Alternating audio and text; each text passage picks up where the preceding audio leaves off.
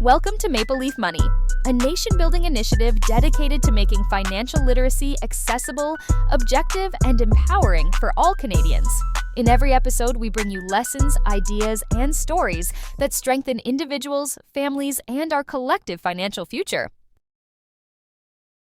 Today, we are talking about an important milestone in a person's life: getting paid for the first time at your new job.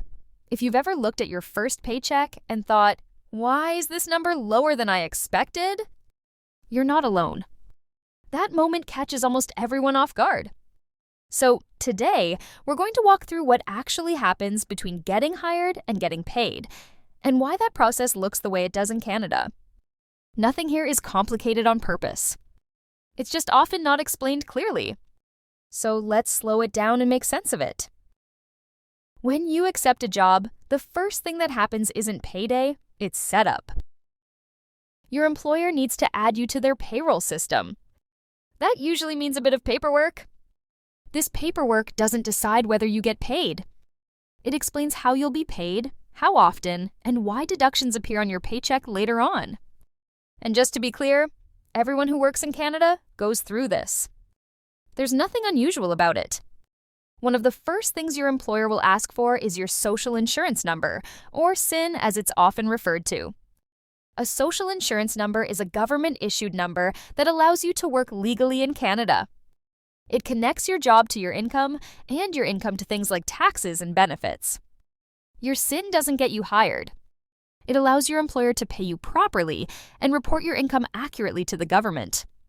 And an important detail here, you usually provide your S.I.N after you're hired, not during a casual application or interview. So, why does your employer need it? They use your S.I.N to report your earnings, deduct income tax correctly, and make required contributions to national programs. This isn't just administrative. It helps make sure your work is recognized and protected. And because your S.I.N is important personal information, it's worth setting some simple boundaries. You should share it only with your employer or payroll department and keep it private. You shouldn't put it on random forms, share it casually, or send it unnecessarily. Knowing when it's appropriate to share your S.I.N helps you protect yourself from identity theft without fear or stress. Along with your S.I.N, you'll usually be asked to complete a couple of tax forms when you start a job. The first is the federal TD1 form. This form tells your employer how much federal income tax to deduct from your pay. Most first-time workers simply claim the basic personal amount and complete this form once when they're hired. It doesn't mean you're doing your taxes yet. It just helps your employer estimate deductions to take off from your pay. You'll also complete a provincial TD1 form based on where you work. For example, in British Columbia, that form is called TD1BC. Together, these two forms help your employer calculate how much income tax to deduct from each paycheck. Now, this is where many people start to feel confused or disappointed. When you receive your first paycheck, you'll notice you don't get the full amount you earned. That isn't a mistake. And it isn't your employer keeping your money. Some of your earnings are automatically set aside to help fund public services and social programs that support people throughout their lives. One of those deductions is income tax. Income tax helps pay for things that benefit everyone, like schools, hospitals, roads, public transportation, emergency services, and public infrastructure. When income tax is deducted from your paycheck, you're contributing to systems that supported you growing up, support others right now, and may support you again later in life. Taxes aren't a punishment for working. They're part of how modern societies function. You'll also see a deduction called C.P.P, which stands for the Canada Pension Plan. This one makes more sense if we first explain what retirement is.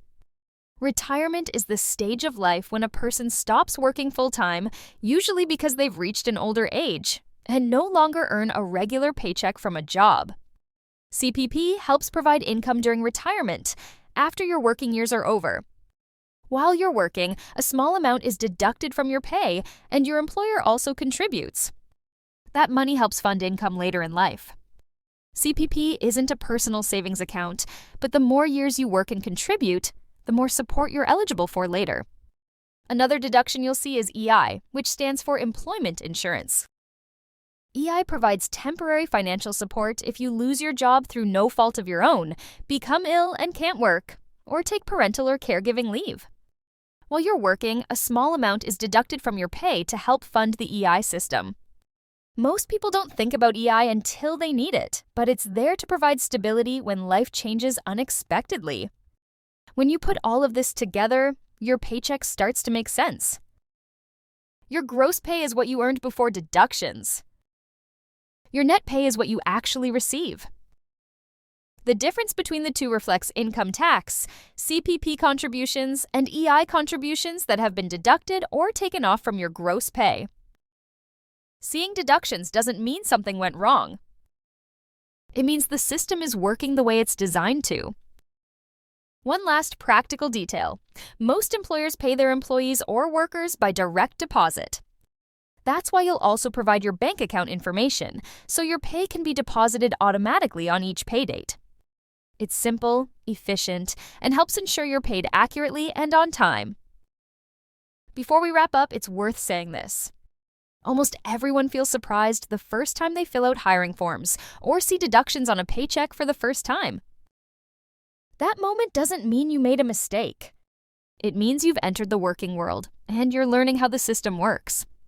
Understanding these steps turns uncertainty into confidence. Work gives you income.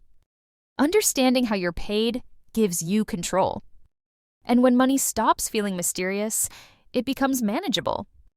That's what Maple Leaf Money is here to help with. You've been listening to Maple Leaf Money, a Canadian movement for financial clarity. Every choice, every dollar, and every lesson builds toward a stronger future. For you, your family, and our country. Subscribe, share, and help grow financial confidence coast to coast to coast. Thank you for listening, and goodbye until next time.